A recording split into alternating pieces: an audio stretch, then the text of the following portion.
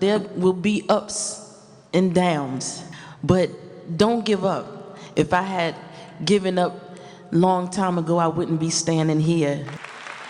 You have come too far to quit. As long as you are breathing, it is never too late. Because people will tell you you're too old. People will tell you it'll never work.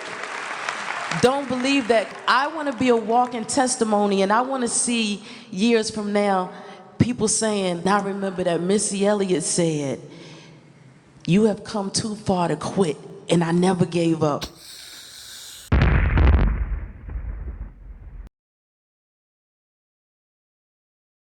Put your hands together for Moppn.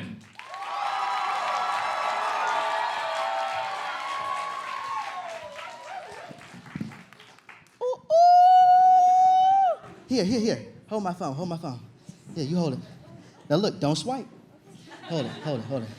Well, what's up, y'all? We're gonna be family for the next few minutes. Is that all right? Look, they done messed around and gave me a special.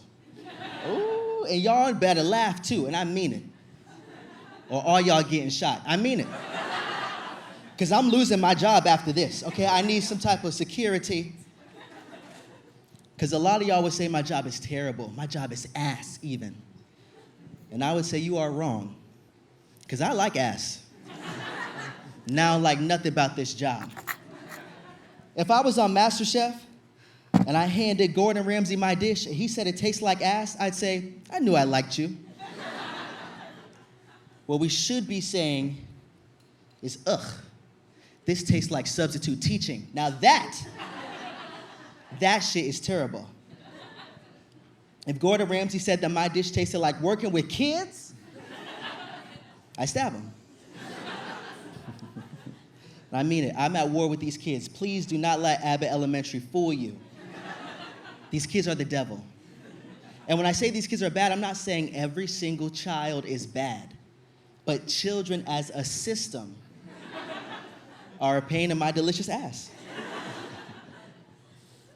All children are bastards. ACAB, that's what y'all was saying, right? I've been substitute teacher for 2 years. I've had students who bite. Yeah, bite basketballs, bite chairs, bite other students, bite teachers. Yeah, I told him, you're gonna have to bite the dust. I've been called a bitch. I've been called a dwarf. I've been called a bitch-ass dwarf. It's terrible. I've even been physically assaulted. I got punched in the stomach. He just ran up, punched me in the stomach, ow, ran away. And in his defense, he did have Down syndrome. And he was trying to give me a fist bump. It's okay, I wasn't mad, I was not mad. But I did try to give him a high five. Missed him and hit him upside the head. Because I'm at war, I don't care, we are enemy lines. I'm at war with these children.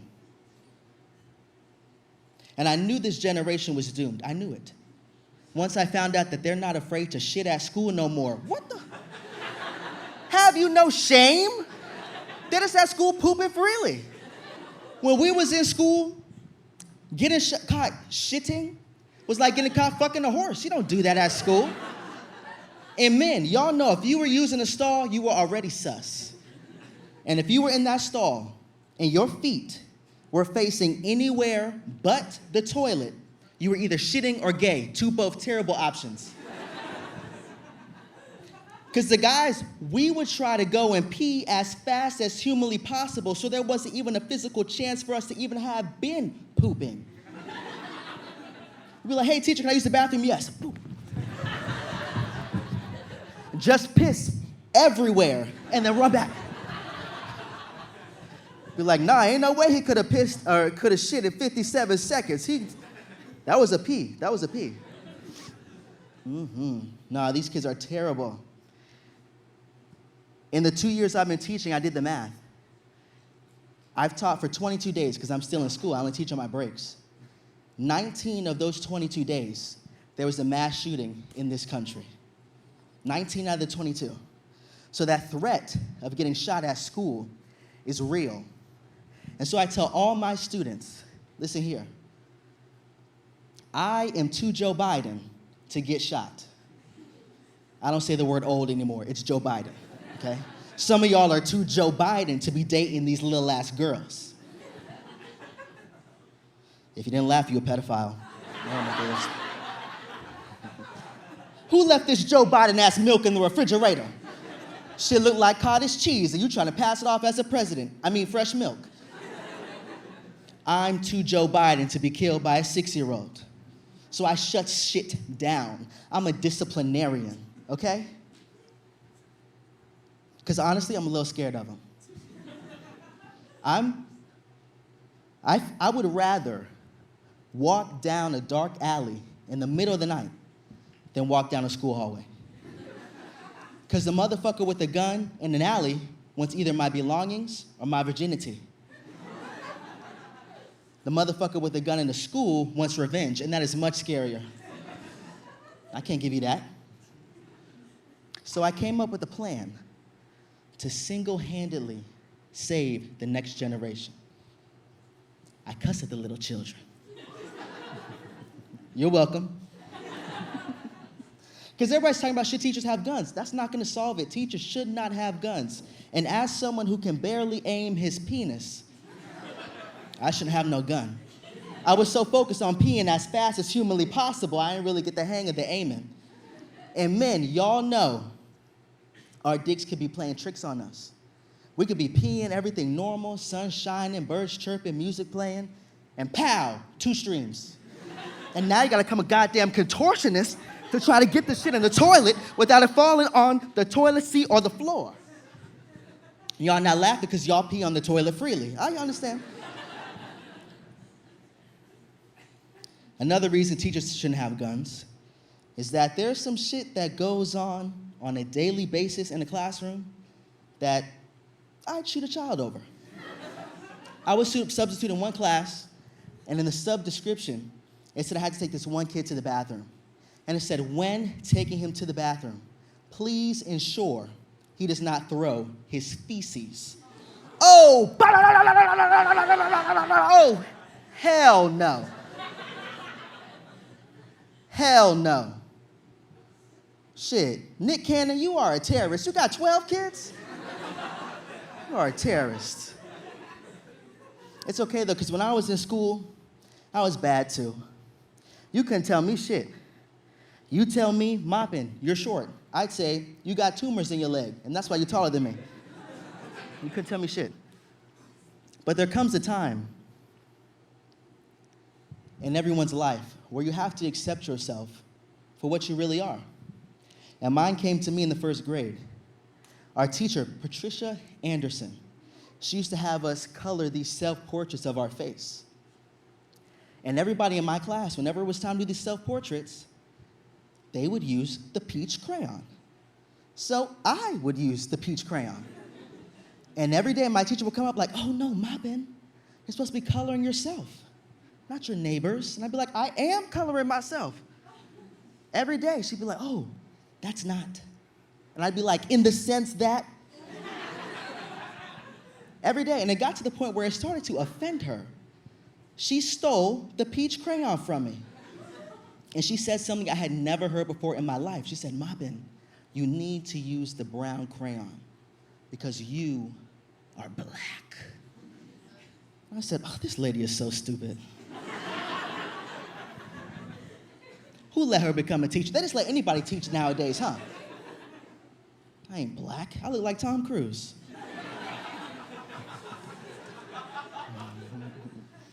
And we would go through this every day. I would just color myself a green skin or blue skin. I refused to use that brown crayon just because she told me to. And one day, we all walk into the classroom and everybody got a picture on their desk. Some people got a fire truck, ambulance, a school bus, a forest. And on my desk was a picture of Martin Luther King Jr. And I was like, yeah, I'm gonna need the brown crayon for this one. And I took my time coloring it. I spent like 15 minutes on his lips alone. I was using brown and, not yellow, hold on. I was using brown and red and pink and purple. You know, I wasn't used to drawing lips because I had only colored white people. And my teacher comes up, oh my God, yes, this is what you look like. You are black, just like Martin. You are Moppn Luther King Jr.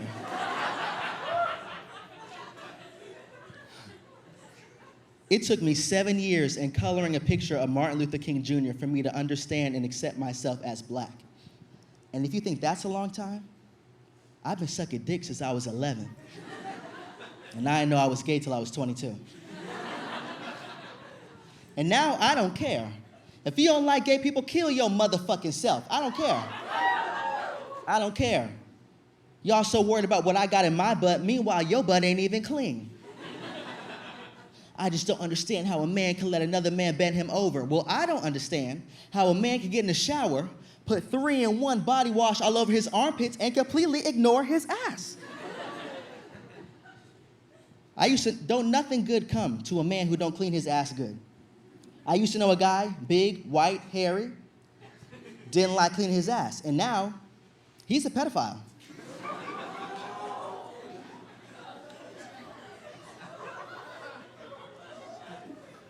Kanye West don't have bipolar syndrome. He got dirty booty syndrome.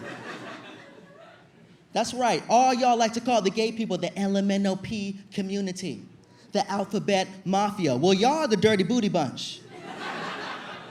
And stop telling me I'm going to hell for being gay. I'm not going to hell for being gay. The Bible says that cleanliness is next to godliness. So every time I douche, I'm doing the Lord's work. Jesus would have a bidet. So who's really going to hell? Dirty booty bunch. Who really going to hell? Okay, just because I look like Adam and I fuck like Eve don't mean I'm going to hell. And if anything, if I'm going to hell for any reason, it's for cussing at these kids. But I'm glad that I'm gay. I'm glad. I'm happy. Because straight men got too many rules. Y'all don't understand. I've only been gay for like 4 months. I spent 22 years being straight. And it was torture. I couldn't do anything. Straight men got too many rules. There is a list of things that women think it's gay for men to do. And there is like an Epstein amount of information on this list. It's like 317 things on this list, and only one is having sex with men. According to this list, it's gay for men to eat salads, wear tight pants, wear loose pants, have good handwriting, exfoliate like flowers, smell good, shower long, wash their hair, clip their fingernails, use forks. This shit is stupid. Many returns, many balloons, happy glow day, happy age day, keep growing, because they think it's gay to say happy birthday. That shit ain't gay. This list is stupid. And when you're constantly being fed stuff like that, it changes your brain chemistry and makes you act irrationally to things that are perfectly normal. I was out with my friends at a bar. Bartender asked what we want. I'm looking through the menu. I'm like, ooh, this looks good. Vodka, cranberry juice, triple sec. Let me get this cosmopolitan. And all my friends get shots of vodka because, you know, they in fraternities. Ladies, if you want to date with a man and he orders a shot, just throw your drink away. He done spiked it. And so the bartender comes back and he brings back this pink drink in this flamboyant-ass glass. And I said, what kind of gay shit is this? I can't drink this. You got to put this in a mug. I can't, I am hetero. I am hetero. I come out here trying to have a good night of drinking with my boys, and you trying to give me a Cosmo, put a dick in my butt. What is going on? Makes you act irrationally. Straight men can't eat a banana without breaking it up in pieces and popping it like a Percocet. Y'all have even went as low as to deem certain names gay. Garrett,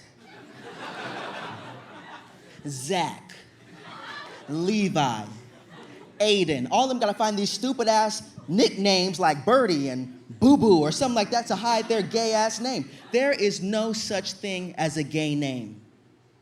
Okay, maybe there's one. I went to high school with this guy, I swear to God. His name was EJ Gay. I swear to God, G-A-Y. And if that's not gay enough for you, EJ stood for Elton John. The gayest man on the planet. These parents named their child Gay Nigga Gay Gay?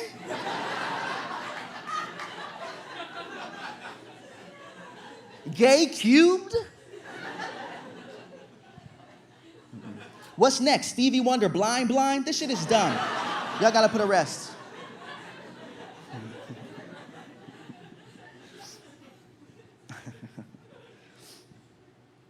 My least favorite straight rule, though, is that all these straight men have to have a podcast of some sort. We've gone too far now, okay? I don't know what it is about straight men and a podcast, but it's like a straight man's bar mitzvah. It's what takes it from an annoying-ass little boy to an annoying-ass little man. I don't understand. Y'all gotta stop these. And there's some good podcasts. Two Funny Mamas with Kim Whitley and Sherry Shepherd. Here's the Thing with That Chick Angel and Kev on Stage. Theo Vaughn and whatever he do. I like those. The ones that get me is when y'all just start, somebody says something outrageous, somebody disagrees, and they go back and forth and back and forth and back and forth and back and forth. And y'all watch that shit for 45 minutes. What the fuck? Just arguing for no reason. See, back in the day, we used to have good arguments. Like, is this dress black and blue or white and gold? Is water wet? Yanny or Laurel?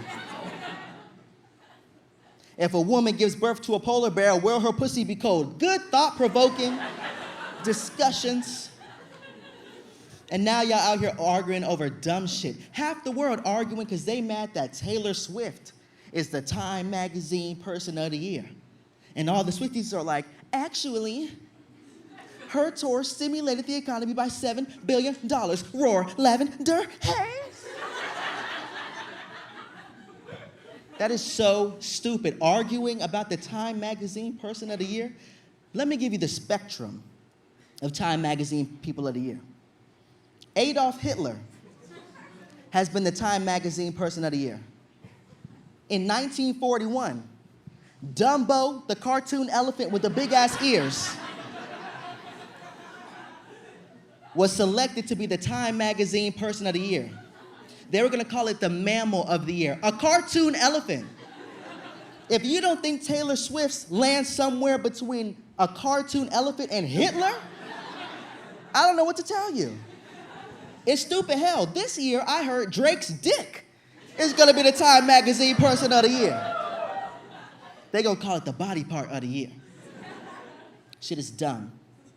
And I talk a lot of shit, I understand, I talk a lot of shit, but I used to have a podcast. Yeah, I'm part of the problem. Mm-hmm.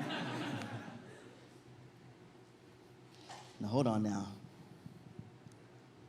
Because Moppn got to think for a second. You know, sometimes when you writing and performing and trying to produce and everything, sometimes you forget a joke or two.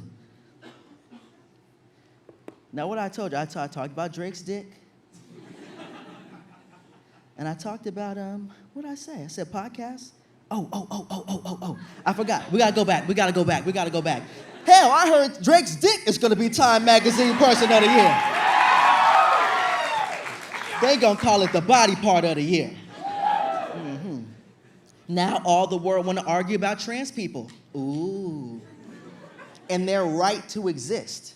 And see, my problem with y'all is y'all don't try to see yourselves in the groups that y'all be berating. Sometimes if you could see yourself in the people you be judging, then you could find some compassion for those people. I see myself in the trans community. Because one night when I was little, I was feeling up on myself. And I felt like a seam. And it feels like a stitch. I still got it. Going from my anus to the base of my penis. And I remember thinking, oh my God, my mother done stole my pussy. And try to stitch it up like I wouldn't notice. She done took, you stole my pussy and I want it back now. I thought I was born a woman. I felt that stitch. Maybe men are needed in the house. I don't know. I just thought, I was like, this is a sewed up vagina. I know it is. And I was so mad. You know, I never wanted a vagina a day in my life, but once I felt like it was stolen from me, now I want it. A big one, too. Because vaginas are so fun and majestic. They look like happy dolphins. I've never seen a vagina, but I imagine a happy vagina. Plus, vaginas have a clitoris. What? A clitoris is a body part that's sole purpose is pleasure. Men don't have that. The closest thing we got is a prostate, which sole purpose is pleasure and cancer. That's the only time you hear about a prostate is prostate cancer or checking for prostate cancer. What else do you do? The prostate is the Kamala Harris of body parts. What is your job? What do you do? Where do you be at? I ain't never felt you. Where you be at? I be asking questions like that a lot about my body. Like, why does pollen turn me into a menopausal woman?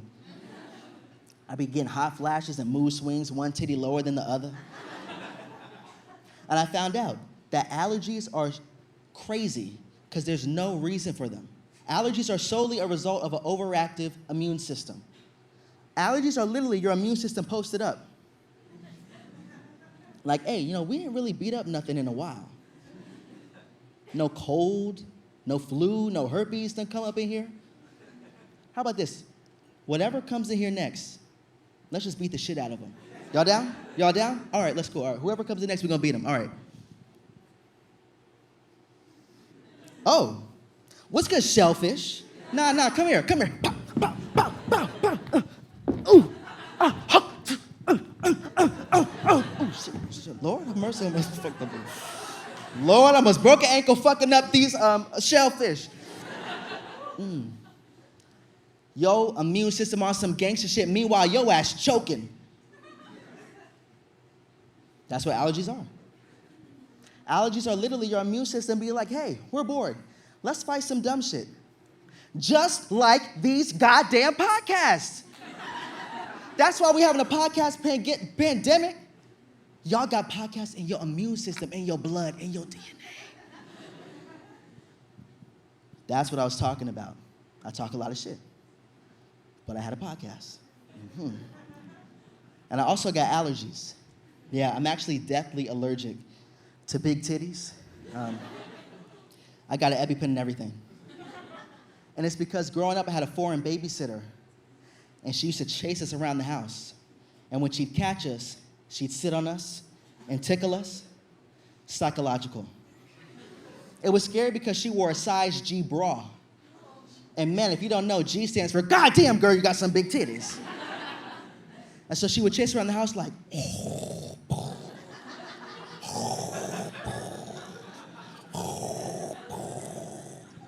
because her titties were big. And we'd be like, no, save yourself, please, no. Scary. Her titties should be the Time Magazine Person of the Year. They fit the entire spectrum. They're just as scary and offensive as Hitler and just as cartoonishly big as Dumbo the elephant's ears. It was child abuse. When she died, they're gonna have to cremate her. You can't put titties like that in a casket. Child abuse. And I'm a huge advocate against child abuse. I hate that shit. I can't stand that. Beating up a child, being mean to a child, terrible. Y'all gotta stop beating these kids. Y'all gotta stop cussing at these kids. Y'all gotta stop telling these kids you're going to kill them. You gotta stop that child abuse. I'm actually trying to get my mother put in jail for child abuse. Yeah, she abused me all my whole life. It started in the 4th grade. And my stomach was hurting so bad. It really hurt. And the only way I could get any relief was if I was in the doggy style position. And so my mother, she took me to the hospital. And we got a CT scan done, an X-ray done.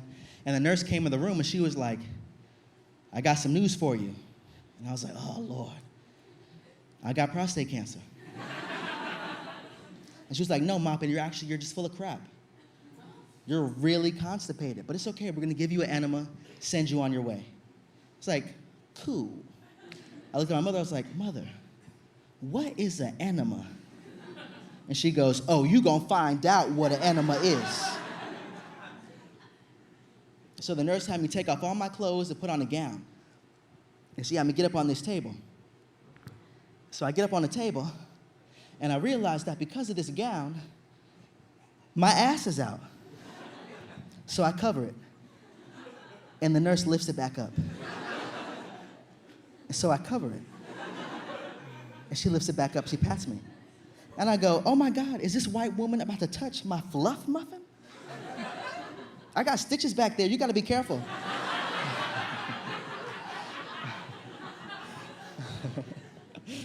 So I'm laying there, and next thing you know, I swear to God, a tube appears in my ass. I swear to God. And so I jump and I clench. I said, oh my God, oh my God, oh my God. And the nurse goes, oh shit, you done broke the goddamn tube.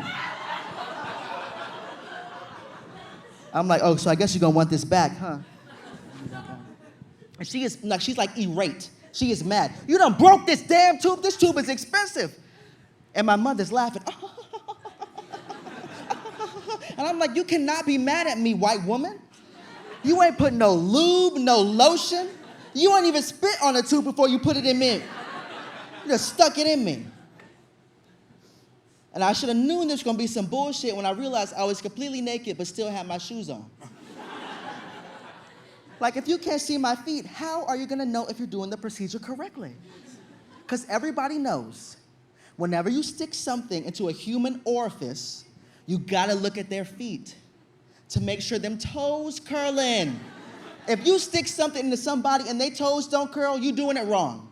I don't care if it's a tattoo, sex, a strep throat exam, you better watch them toes.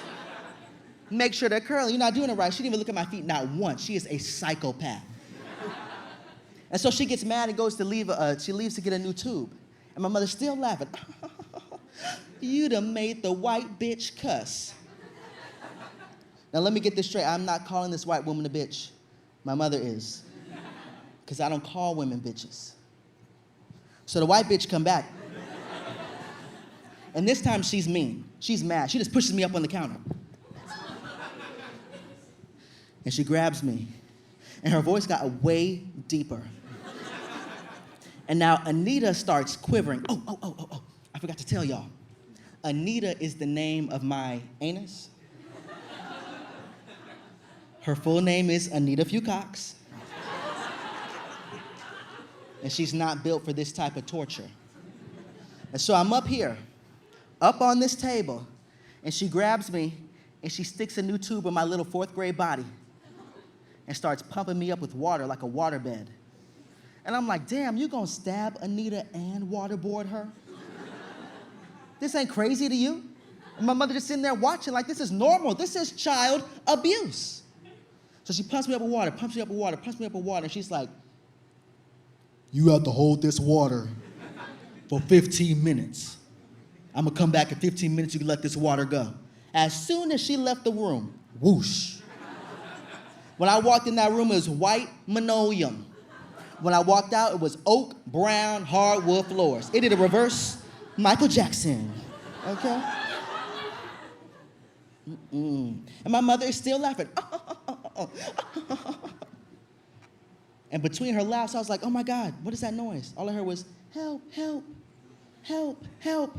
I was like, oh my God, Anita is on the floor somewhere. Where's Anita? I was on the floor like that girl from Scooby-Doo. Like, I know it's over here somewhere. I know I brought it with me. It got stitches on it. I know it's child abuse. It's shit like that that makes me question my sexuality. Because I have yet to meet a nigga who could fuck me like that evil white bitch in that animal. She was so rough and tough, had my anus looking like Matt Rife's face.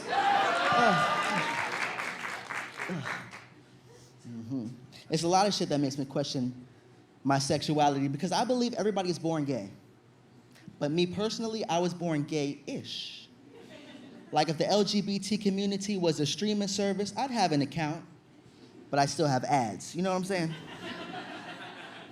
I wasn't born gay premium. One of the things that made me gayer was playing lacrosse for 4 years. A lacrosse locker room is the gayest, most homophobic place in the world. The lacrosse locker room is the only place where you can let 36 men hump you relentlessly. and they call you funny. But you let one guy hump you in a Nissan Altima, naked, and now they want to call you a faggot. This shit is terrible. All the rules, all those straight rules, reversed in the locker room. Hell, if you're not doing anything gay in a lacrosse locker room, you just might be gay. It's the Wild Wild West in there. They'll swing their nuts around, hit you in the face, throw their jock straps on you, put stuff up your butt. They just, everything. Betty White's ashes could get groped in a lacrosse locker room. Ooh, I bet this junk is her titties. Ooh. Freeze-dried pussy. See, that's the type of shit they do. And a lot of people think that it's the gay stuff they find funny. No. It's not the gay stuff they find funny. It's the reaction. See, these guys, they like the reaction to unwanted sexual attention. The boys go crazy for unrequited love. They like that shit. And let's call a spade a spade. It's sexual assault. And this is how that stuff starts. It starts in the locker room. You sexually assault your teammate. You think it's funny. You laugh. You go on to college. You join a fraternity. You sexually assault some more. You get older. You catcall a woman. Keeps going. This is how that rape culture breeds. It starts in the locker room doing unwanted sexual things to your friends. And my biggest issue in the lacrosse locker room was that all the shit that was done to me was, well, wanted. I like that shit. Bring it on. I like that shit. But I had to act like I didn't, okay? The locker room was my Juilliard. People go to Juilliard to learn how to cry on cue. I went to the locker room to learn how to act like my dick wasn't as hard as a Stanley Cup. Dealing with these fine-ass, homophobic-ass, gay-ass men. There was one guy on the team, though, who did not like gay shit at all. He was really scary, school shooter vibes. And in our first conversation together, he was like, you are a man, and you as a man should fuck a bitch, then leave that bitch to fuck a new bitch. Now, these are his words, not mine, because I don't call women bitches. But I was scared.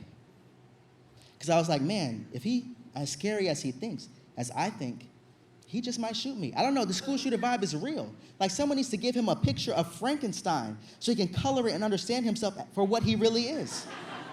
A monster. And just as I was about to be like, I don't know about this whole B-word thing and having one woman as objects, don't you think that's a little misogynistic? He goes, I learned how to fuck good in Qatar. And I said, oh. Qatar? And he goes, actually it's pronounced Qatar. And I said, oh, right, Qatar. As in cut a gay nigga up and throw him in the bushes. They don't fuck with gay people in Qatar. He said that he was born in Qatar, then moved to Saudi Arabia, then moved to Florida, and now lives in Virginia. I said, damn, this nigga on a homophobic war tour.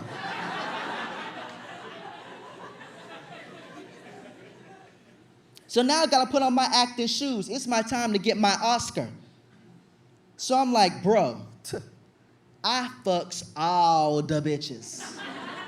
I fuck white bitches, Hispanic bitches, big bitches, little bitches, tall bitches, short bitches, old bitches, older bitches, big titty bitches, little titty bitches, lisp bitches, no speech impediment bitches, able-bodied bitches, disabled-bodied bitches, smart bitches, dumb bitches, rich bitches, broke bitches. I even fucked a cross-eyed bitch. She looked at my face, looked at my dick at the same damn time.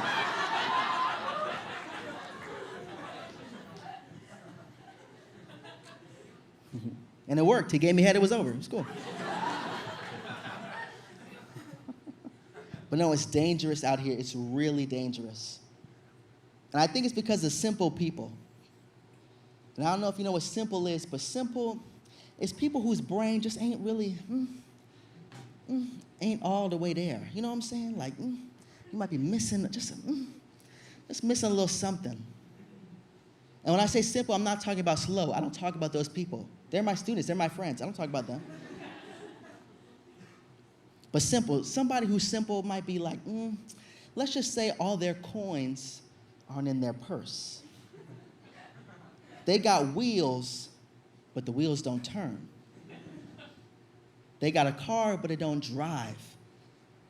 They got a laptop, but ain't no charger with it. They got money in the bank, but but no credit or debit or cash or nothing. Just ain't no way to access it. They got a mall, but they ain't got no windows. You got lemonade, but no lemon in it. You just simple. And I'm an expert on simple shit because I come from a line of simple motherfuckers. But it skips a generation. See, it skipped me. But hit my father like a truck. He's slow. My father is the most unlikable person on this earth. Homophobic, misogynistic, colorist, just the worst. He just stink. A stank attitude, a stank personality, just a stank ass nigga. He left when I was 4 years old and I can still smell him. It's terrible. My father is 57 years old. He's blind in one eye, can't see out the other. And he just broke his back, so he walk like this. And his diabetes is so bad, you can roofie him with a Jolly Rancher. This is my father right here. My father is a living, breathing pubic hair. Just like this. That's how my pubic hairs look. Just like that. Scrawled up and black and just... And my father's problem is that he's pubic hair, but acts like he's head hair. He needs to stay in his pubic ass place. He needs to color a picture of a coochie so he can understand himself for what he really is. My father's name is Russell, and I really think that Russells deserve the same shame y'all give Karens, which ironically is also my mother's name. Kanye West is a Russell. Ugh. Elon Musk is a Russell. Andrew Tate is a Russell. Moppn got Russell tendencies. Like me personally, I think the biggest in the world. What's the biggest problem in the world right now? Right? What? No. Not nuclear threats. No. Not war. No. Not global warming. No. It's inflation. That is the worst. I'm not paying all this shit. I'm sorry. I can't tip you. I'm sorry. Price is too damn high. Everything is too damn high. Will not rest until I could buy a bottle of Patron tequila for $9. My favorite drink cocktail is tequila, and you cut it a little bit with some whiskey. That's what I like. That's an expensive cocktail. In 1975, during the Vietnam War, American soldiers were held responsible. If an American soldier killed a citizen, they had to pay for that citizen. They had to pay for the life that they took. $40 they had to pay. $40 was the price of a life. $40 for a whole body. $40. I just bought a dildo for $56. What the fuck is going on? You mean to tell me that a few years ago I could buy a whole body for $40 and now $40 won't even get me a plastic penis? It's crazy. That's what we need to cancel, inflation. Another good example is I was hanging with my friend Missy Elliott. Yes, I was going to celebrate her. She's the first and only female rapper in the Rock and Roll Hall of Fame. That's my friend. She was celebrating in New York City. I'm in Syracuse, New York. So I said, okay, I'll take a Greyhound. And if you don't know what a Greyhound bus is, it's the pubic hair of travel. We paid $12 to travel 5 hours from Syracuse, New York to New York City. And when I get on the bus, there's somebody sitting in my seat. The problem is, I had paid extra to get my seat. The ticket was $10. I paid an extra $2 to secure my seat. There's somebody sitting in my seat, a white woman. It's okay, I'll sit behind you.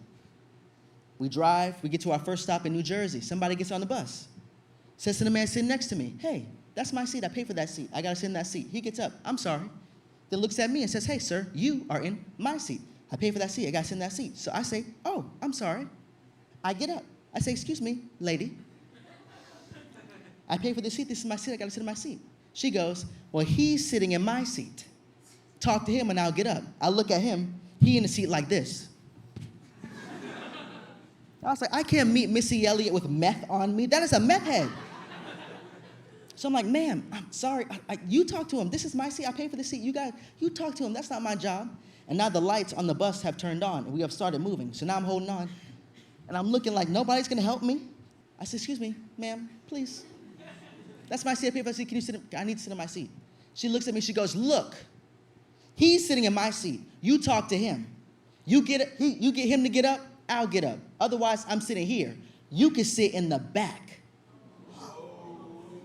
I said, how you gonna weaponize your whiteness on a Greyhound bus? We paid $12 to ride this bus. And then I look, her face catches the moonlight, and I see she actually has a very large Adam's apple. And I'm like, oh Lord. So now I gotta switch to gender neutral pronouns, because I don't play that. I'm not gonna misgender you. Gender neutral. So I said, look, I tried to be nice, human. But I need you to get up. I need you to get up. I paid for this seat. And the human goes, you look better in the back anyway. Oh. I said, you big burly bitch. If you don't get out my motherfucking seat before and before I could even finish, she goes, oh, there you go. Sorry.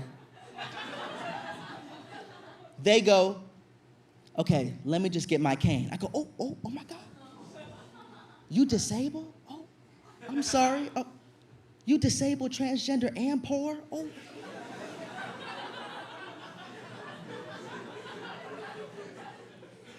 I can't contribute to none of your sadness. I am sorry. I am truly an ally. I'm so sorry. Needless to say, I did not sit in the seat that I paid for that night. We can't all be Rosa Parks. But that's why I say I have Russell tendencies. Because Russell would have went up to that woman. Oh, shit, God, dog, I keep doing that. Russell would have went up to that human and said, look here. This is my seat. The human said no. He would have been like, okay.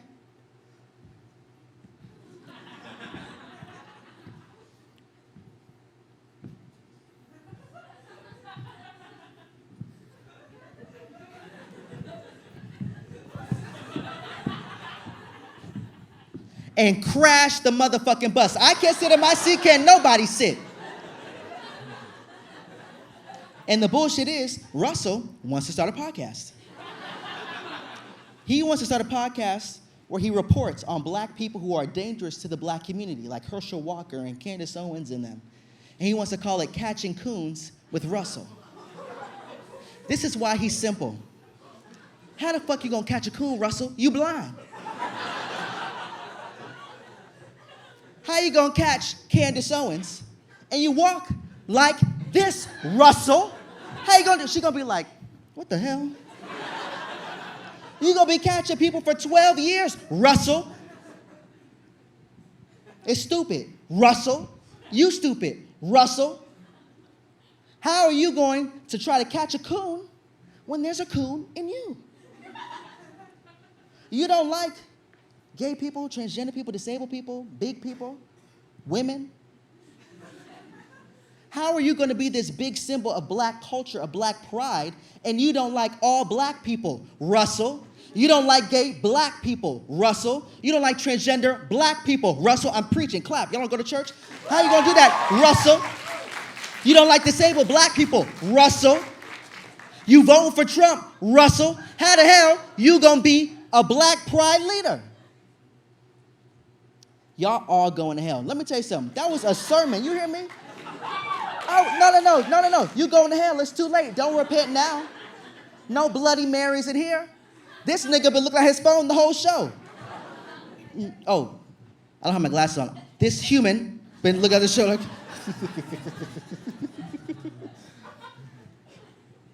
But look, I want to call this special means a lot to me. And it's okay that y'all didn't laugh because I'm editing it. And it's going to sound like thousands of people are laughing in here. But it means a lot to me. This is 10 years in the making. I started doing comedy when I was 13 years old.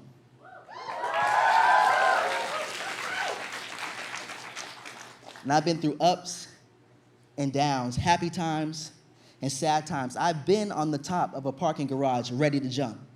I've had, did she just laugh? I know good.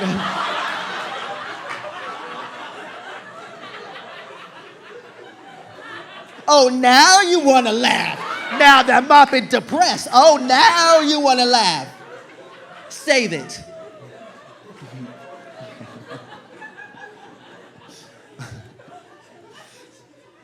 I've been on top of the garage. I've had a knife to my throat ready to pull it. I've had the pills in my hand ready to swallow. But I had to keep going. I have no choice. I was too scared to do it. And if I would have done those things, I would not be here right now talking to y'all.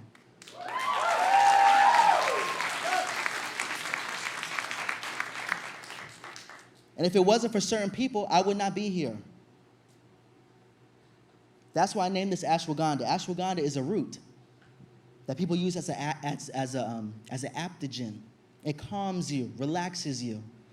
But in order to get that adaptogen, you got to cut the ashwagandha down. You got to grind it and you got to press it for order to it. Lord have mercy. Let me tell you something. When I was in elementary school, whenever we'd have speech groups to talk, everybody in my group spoke Spanish. So I never been spoke too good. Okay, look. In order to use the ashwagandha, you got to cut it, you got to grind it, and you got to press it to get the juice out, to get the adaptogen out. That's how it gets to its best form. And that's how I feel. I feel like I've been cut, I've been grinded, I've been pressed, but now I'm in my best form.